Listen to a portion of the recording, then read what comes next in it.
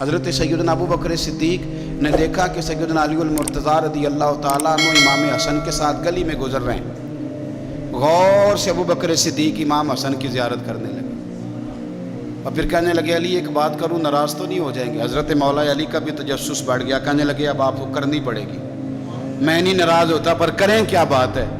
تو فرمانے لگے علی حسن کا چہرہ تیرے ساتھ تو بالکل بھی نہیں ملتا۔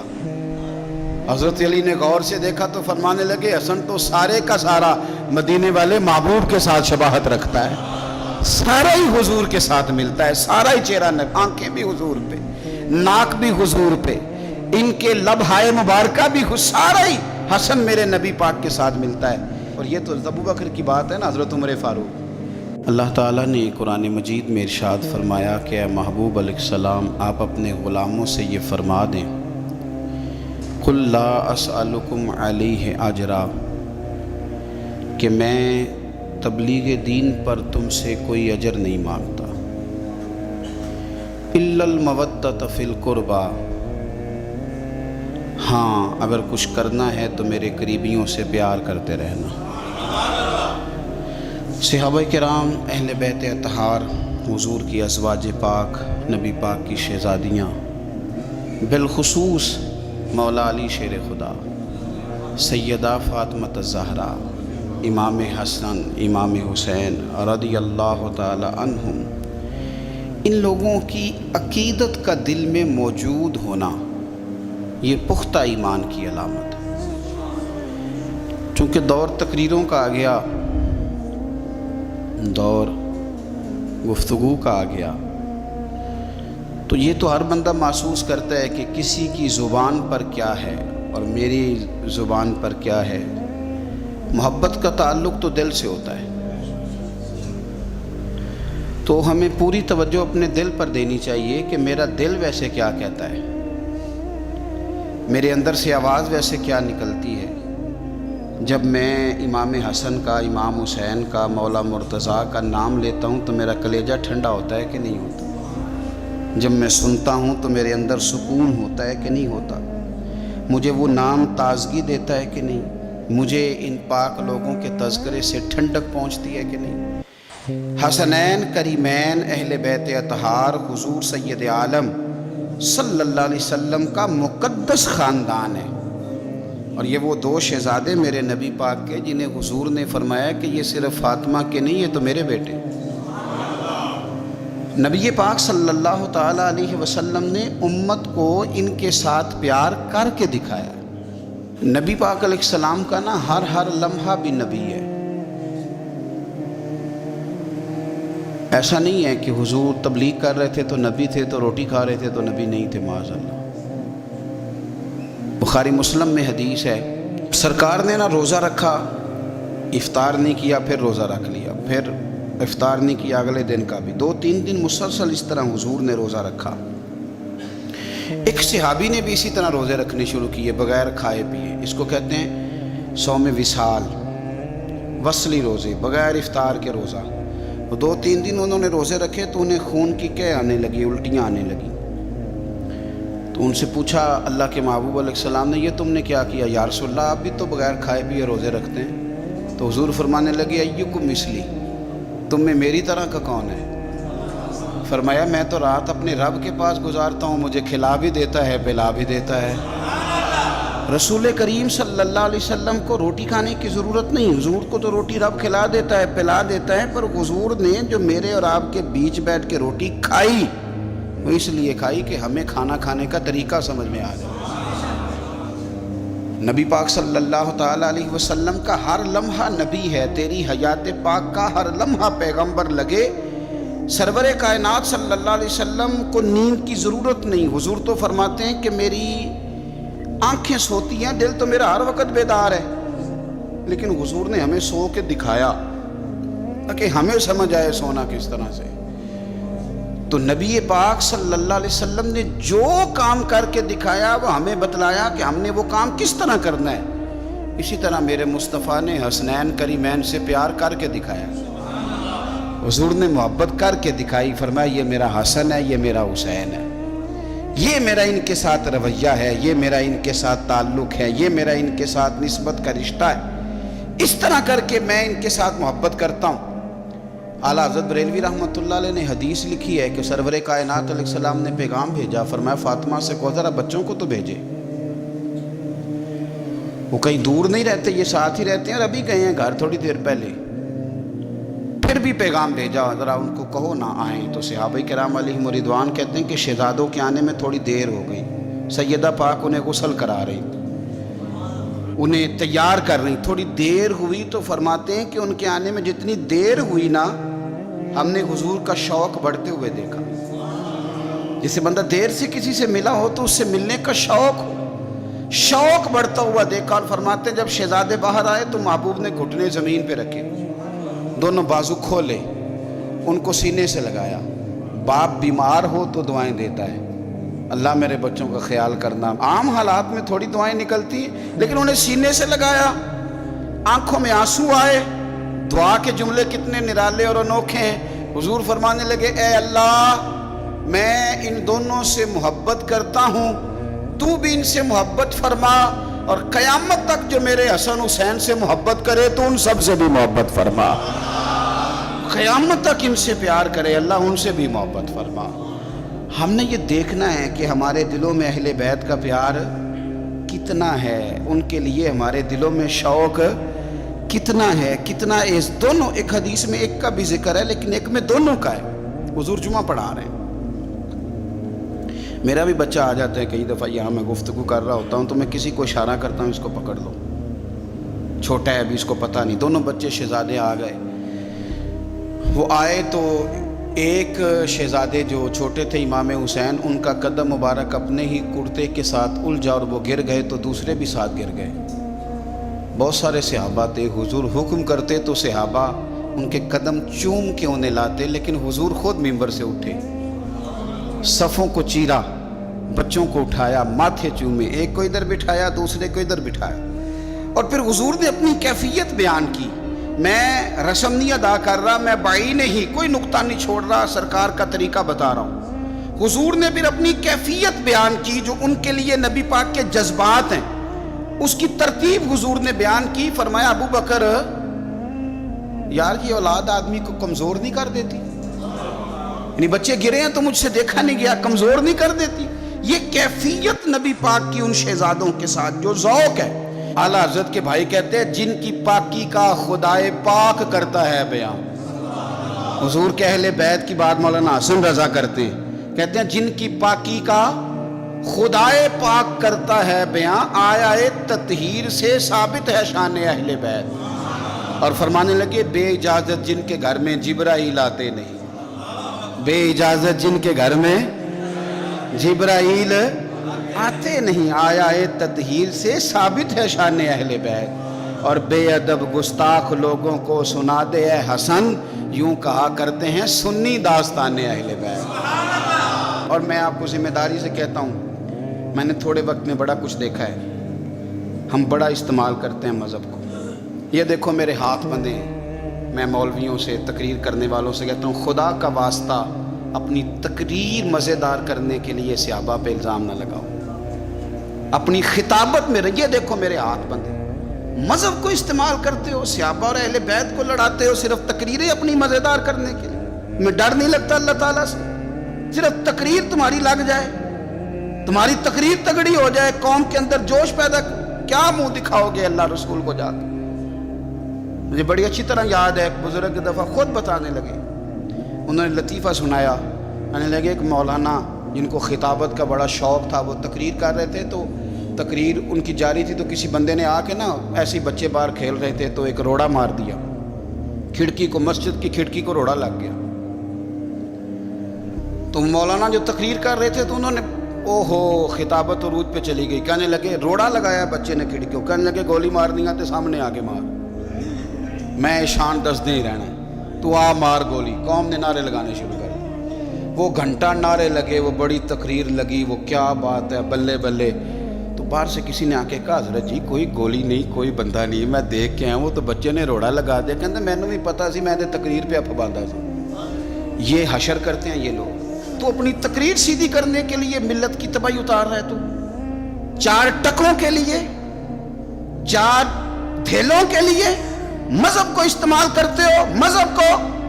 ہماری نسلیں گل سڑ جائیں گی اگر میرے نبی کے دین سے دھوکہ کرو گے. اس رسول کے دین کے وفادار رہو.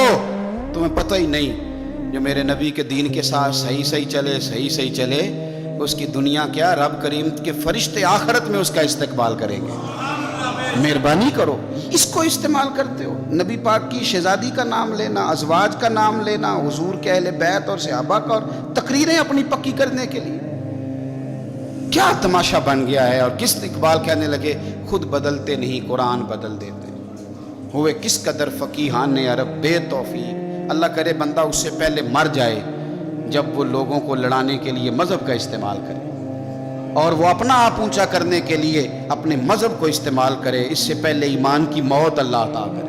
اللہ کرے بندہ مر جائے اس سے پہلے کہ جب وہ اس طرح کی حرکتیں کرے اپنے آپ کو سیدھا کرنے کے لیے مذہب کا استعمال. خدا آپ یقین کریں مجھے اب شرم آنے لگ گئی. میں جب سوشل میڈیا دیکھتا ہوں کیا کچھ ہم نے لوگوں کے سامنے نہیں رکھ دیا، صرف اپنی. اب کہتے ہیں میں جملہ کہنے لگا ہوں. تو کون ہوتا ہے جملہ کہنے والا؟ کیا ہے تیرا جملہ؟ قرآن کی آیت پڑھ یا نبی پاک کی حدیث پڑھ. تو کیا ہے؟ تیرا جملہ کیا ہے؟ تو کون ہوتا ہے؟ سرکار کی بات کر. تو نے ساری حدیثیں قوم کو سنا دیا جو تو اپنے جملے بیان کرنے لگا ہے. یہ کیا بات؟ میں نقطہ. تو کون ہوتا ہے نقطہ دینے والا؟ اللہ رسول کی بات کر. اور آپ سے بھی میری گزارش ہے کانوں کے چسکے چھوڑ دو. ہم کانوں کے چسکوں کے لیے تقریریں سنتے ہیں. کانوں کے چسکے نہ لو، مصطفیٰ کی حدیث کا مزہ لو، قرآن کی آیت کا مزہ. آپ یقین کریں تماشا لگا ہوا ہے. کافر ہمارا چہرہ دیکھے گا تو کیا دیکھے گا؟ یہ لوگ ہیں جو ایک دوسرے کا گریبان پکڑے ہوئے ہیں. یہ کافر کون سا دین، کدھر جائیں گے نئے آنے والے لوگ؟ آپ نے تباہی اتار دی مذہب کی صرف اپنی تقریریں کھڑی کرنے کے لیے، نوٹ سیدھے کرنے کے لیے. اور جاہل ترین لوگ ہوتے ہیں لیکن 10 گن مین گاڑیاں صرف اس لیے کہ ان کو مجمع اٹھانا بڑا آتا ہے، بٹھانا بڑا آتا ہے، تباہی بڑی کرنی آتی ہے، نعرے بڑے لگوانے آتے ہیں، تو اس لیے ان کے راش بہت زیادہ ہیں. مہربانی فرمائیں آپ اگر ٹھیک ہو جائیں گے تو بہت سارا نظام ٹھیک ہو جائے گا. عوام کو بہت ساری جگہوں پہ ان لوگوں کو ہمیشہ کے لیے رد کر دیں، ان کو دھتکار دیں، ان لوگوں سے اپنے آپ کو بری کرے، آپ بچ جائیں گے. ملت دیکھیں نا، یہ یکم محرم حضرت عمر کا دن گزرا ہے. یہودی کہہ رہا ہے کہ 6 مہینے عمر اور رہتے تو کفر کے سارے مراکز توڑ دیتے. یہودی یہ کہہ رہا ہے اور مسلمان یہ بحث کر رہا ہے کہ عمر 26 ذی الحج کو شہید ہوئے تھے کہ یکم محرم کو. اور اس بات پہ مناظرے ہو رہے ہیں ٹی ویوں پہ بیٹھ کے. امام حسین نے 6 مہینے کا بیٹا بھی دیا دین کو، 6 مہینے کا بیٹا بھی دیا. اور امام حسین نے اپنا 16 سال کا علی اکبر بھی دیا. حسین نے ہر چیز لوٹا دی. اور قوم ابھی بھی بحث کر رہی ہے کہ حسین دین کے لیے آئے تھے کہ اقتدار کے لیے آئے تھے. یہ تم نے ظلم کیا حضور کی اولاد کے ساتھ کہ ابھی تک تم یہی نہیں فیصلہ کر سکے کہ معاذ اللہ وہ دنیا داری کے لیے آ گئے تھے میدان. تو آپ کو بھی پتہ ہے کہ گھی کہاں سے اچھا ملتا ہے، آپ کو پتہ ہے جوتے کہاں سے اچھے ملتے ہیں، یہ نہیں پتہ دین کہاں سے اچھا ملتا ہے. آپ وہاں پہنچے جہاں سے مذہب اچھا ملتا ہے. تو میں یہ میرا درد دل ہے. اب میرے ذہن میں بڑی باتیں آ رہی ہیں جو آپ سے کروں پر میرا عنوان رہ جائے گا. واپس لوٹتا ہوں. کیا بات رضا اس چمنستان کرم کی، زہرا ہے کلی جس میں حسن اور حسین پھول. امام حسن اور حسین سے جو نبی پاک کا خاص پیار ہے. حضرت حذیفہ بن یمان، یہ ترمذی شریف میرے سامنے پڑھی ہے. حضرت حذیفہ بن یمان کہتے ہیں میری اماں مجھ سے کہنے لگی پتر بڑے دن ہو گئے تو نبی پاک کی بارگاہ میں نہیں گیا. تو کہتے ہیں میں نے کہا اماں میں آج ہی مغرب حضور کے پیچھے پڑھوں گا. تو اماں کہنے لگی پتر گیا نا تو میری اور اپنی بخشش کی دعا بھی کرا نا. حضرت حذیفہ بن یمان کہتے ہیں میں نے مغرب کی نماز رسول کریم علیہ السلام کے پیچھے پڑھی. میرا خیال تھا میں حضور سے دعا کے لیے عرض کروں گا، لیکن عشاء کی نماز تک نبی پاک بیٹھے رہے. حضور اپنی جگہ سے اٹھے ہی نہیں. عشاء کی نماز حضور نے پڑھائی اور نبی پاک چلنے لگے. فرماتے ہیں میں بھی حضور کے پیچھے پیچھے چلنے لگا. نبی پاک باہر نکلے تو رسول پاک علیہ الصلوۃ والسلام نے نا پلٹ کے نہیں دیکھا. چلتے چلتے ہی نا میں کیونکہ پیچھے تھا تو حضور پوچھنے لگے من انتا، تو کون ہے؟ میں جواب دینے ہی لگا تھا تو فرمانے لگے تو حذیفہ ہے. پہلے پوچھا تو کون ہے، ابھی میں جواب دینے لگا تو کہنے لگے حذیفہ ہے. اور پھر حضور فرمانے لگے تو کس کام آیا تھا؟ میں عرض کرنے ہی لگا تھا تو حضور فرمانے لگے اللہ تیری بھی بخشش کرے تیری ماں کی بھی بخشش فرمائے. तिरमिजी शरीफ है। कहने ही लगा था तो कहा अल्लाह तेरी भी बख्शिश करे, तेरी माँ की भी बख्शिश करे। और मेरे दिल में ख्याल था कि मैं तो मगरिब का आया हुआ हूँ, लेकिन मगरिब के आए हैं।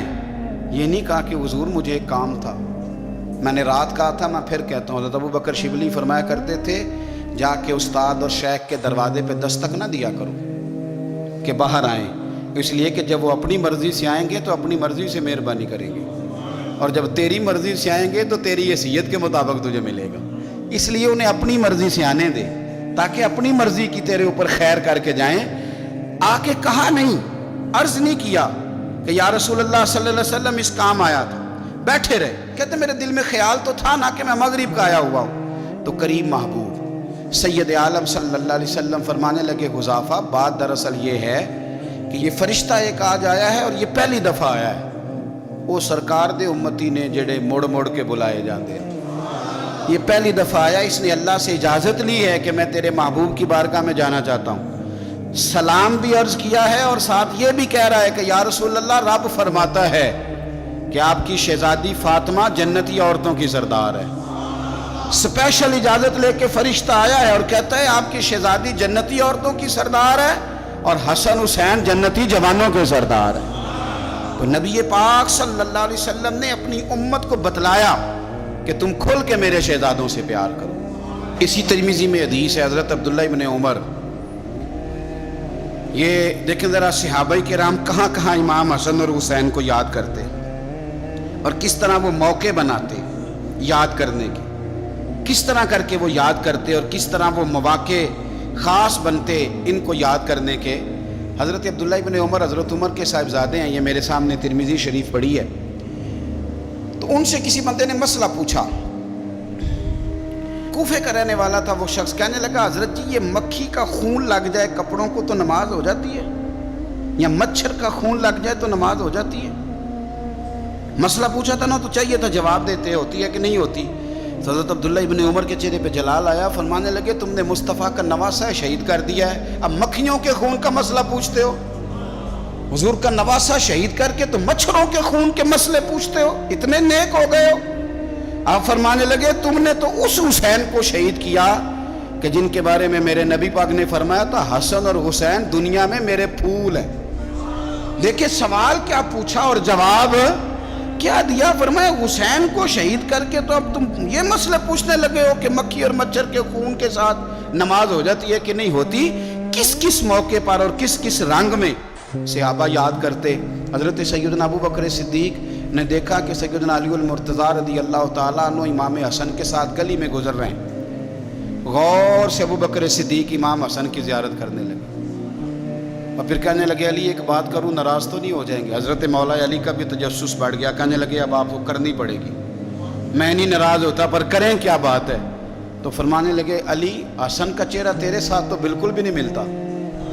हज़रत अली ने गौर से देखा तो फरमाने लगे हसन तो सारे का सारा मदीने वाले महबूब के साथ शबाहत रखता है, सारा ही हुजूर के साथ मिलता है, सारा ही चेहरा, आंखें भी हुजूर पे, नाक भी हुजूर पे, इनके लबहाए मुबारका भी, सारा ही हसन मेरे नबी पाक के साथ मिलता है। और ये तो अबू बकर की बात है ना। हज़रत उमर फ़ारूक रज़ी अल्लाह ताला अन्हु ने ना जब बदर वालों को तोहफे देने शुरू किए ना तो शाह वलीउल्लाह साहब लिखते हैं कि उनकी खिदमतें ज़्यादा थी ना, जो बदर से जंग करते आ रहे थे तो सबको हज़ार हज़ार दिए, अपना बेटा भी शामिल था, उन्हें भी 1000 दिनार दिया। पर इमाम हसन हुसैन आए तो 2-2 हज़ार दिनार दिए, 2-2 हज़ार दिनार, 2-2। अपनी अकीदत को कभी कच्चा ना होने देना वरना आपका मज़ा ख़राब हो जाए।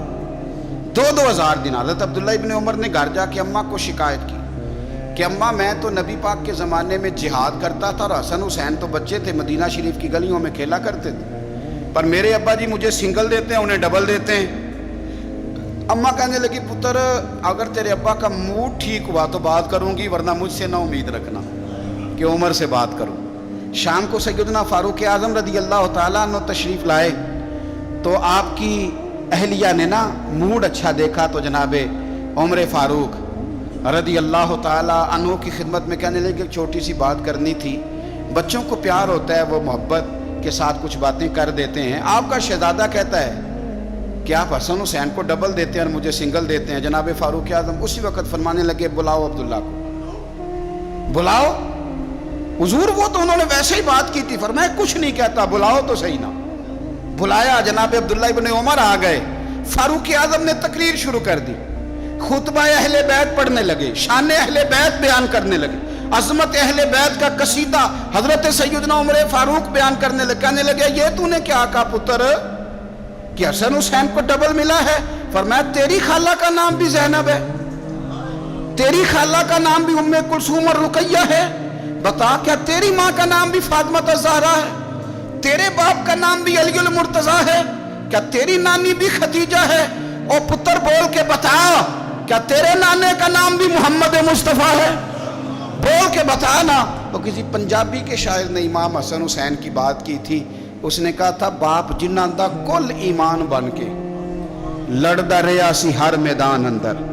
हुजूर ने फरमाया ना कि अली कुल ईमान है, बाप जिन्ना दा कुल ईमान बन के लड़दा रहा सी हर मैदान अंदर। मां जिन्ना दी सैयदतुन निसा होवे ते नाना अर्श ते जावे मेहमान बन के। फरमाने लगे कि क्या तेरे नाना का नाम भी मुस्तफ़ा है? फरमाने लगे पुत्र सुन, उनके साथ कभी मुकाबला ना करना, तुम्हें मैंने खिदमत देख के दिया है और उन्हें मैंने निस्बत देख के दिया है। उन्हें निस्बत देख के, ये बात ना चलते चलते मौला अली तक पहुंच गई। हजरत अली बड़े राजी हुए कि उमर ने ये बात की, बड़े राजी हुए। कहने लगे ऐसे तो नहीं ना मेरे नबी ने फरमाया था कि उमर जन्नतियों का चिराग है, उमर जन्नतियों का चिराग, ऐसे तो नहीं कहा था। अब ये बात हजरत उमर तक पहुंच गई तो हजरत उमर मौला अली से मिलने आगे। कहने लगे आपने कहा है कि मैं जन्नतियों का चिराग हूँ? तो हजरत अली अल मुर्तज़ा कहने लगे मैंने कहा नहीं, मैंने हुजूर से सुन के कहा है। तो हजरत उमर फारूक कहने लगे फिर ज़रा ना अपनी गारंटी के साथ मुझे ये लिख के दे दें, यानी अपनी गारंटी के साथ, आप गारंटी के साथ लिख के दे दें। तो हजरत अली अल मुर्तज़ा ने लिख के दिया। कहने लगे मैं गवाही देता हूँ, गारंटी देता हूँ कि मेरे नबी ने फरमाया कि उमर अहले जन्नत का चिराग। तो उस नबी पाक की औलाद से प्यार करें, इनका प्यार अपने दिल के अंदर रखें, इनके साथ ख़ास उल्फत हो। हज़रत उसामा बिन ज़ैद कहते हैं मैं नबी पाक से मिलने गया, कोई बात हुजूर से करनी थी, बात करते करते मेरे लफ्ज़ टूटने लगे, जुमले टूटने लगे, इसलिए कि नबी पाक ने चादर ओढ़ रखी थी और हुजूर की चादर में दो चीज़ें हरकत कर रही, मेरी तवज्जो उधर चली गई। तो जब मेरे जुमले टूटने लगे तो हुजूर मुस्कुराए, पर मैं नहीं ना समझ आ रही, मैं भी इनसे बड़ी देर से कह रहा हूँ कि बाहर निकल आओ, बड़ी देर से कह रहा हूँ, बड़ी देर से निकल नहीं रहे। कहते हैं ये लफ्ज़ कहते कहते हुजूर ने चादर मुबारक खोली, एक बगल मुबारक से इमाम हुसैन निकले, दूसरे से इमाम हसन निकला है। ये एजाज़ है। वो तो रहमतों के समुंदर में रहते थे, वो तो करम की बरखा में रहते थे, वो तो मेरे महबूब के साथ रहते थे। मदीना शरीफ के बारे में किसी ने कहा था ना, रहमत के अजब झमेले हैं क्योंकि हसनैन यहाँ पर खेले, क्योंकि हसनैन यहाँ पर। हुजूर की औलाद का हक कभी ना भूलना, नबी पाक की औलाद का हक। मैं फिर कहता हूँ, मेरे उस्ताद का एक दिन एक साहबजादे ने मुझे फ़ोन किया, कहने लगे मौलाना फ़लानी जगह टाइम दे दे। मैंने कहा दे दिया जी। जहाँ मैंने टाइम दिया हुआ था उनसे मैंने माफ़ी मांगी, मैंने कहा मेरे उस्ताद के बेटे का फ़ोन आ गया। 2-4 दिन के बाद उस्ताद जी से बात हुई तो उस्ताद जी कहने लगे वो ये बच्चा मुझे कह रहा था कि टाइम ले लिया। मैंने कहा जिन्होंने हुक्म किया था तो मैंने माफ़ी। कहने लगे ते बाल है किसी ले गल कर भी लेंदे ते तू मिनट नहीं लाया। मैं कि हुजूर तुहाडा ते बाल है ते मेरा ते मखदूम ज़्यादा है, तुहाडा बाल है ना ते मेरा ते ते असलां नाल जे नेकी करिए ते नस्लां तक नहीं भुलदे। हाँ साडे को नहीं भुलदी, तो टुकर खादा है ना तुहाडे घरों ते नमक खा लीए फिर नमक हरामी कार हुंदी। उस्ताद के बच्चे का जो अदब ना करे तो वो बंदा सियाना, शेख की औलाद का जो अदब ना करे तो वो बंदा सियाना। हज़रत शेख अकबर मोहिउद्दीन इब्न अरबी फरमाया करते थे, जहाँ तेरे शेख का बेटा भी बैठ जाए वहाँ भी ना बैठा कर, ये भी सूए अदब है, वहाँ भी ना बैठा कर, इसलिए कि ये अदब का तकाजा है। अगर पीर के पुत्र का ये अदब है, उस्ताद के पुत्र का ये अदब है, तो बता मोहम्मद अरबी के पुत्र का क्या अदब है, रसूलुल्लाह की औलाद का फिर क्या अदब है। इसको अच्छी तरह अपने ज़हन में बिठाएं।